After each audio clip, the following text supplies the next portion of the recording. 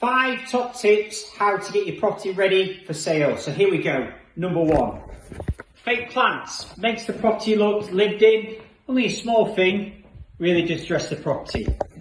Point 2, make sure it looks homey. You see here, I've put a fruit bowl, put some kitchen towels in. All of a sudden, the kitchen looks a lot more homey. Point 3, as a result. Add a little bit extra for the areas when people walk in. You can see I've got a black light fitting. I'll take the tape off because we're just painted up. And then we've got black screw fix fittings here.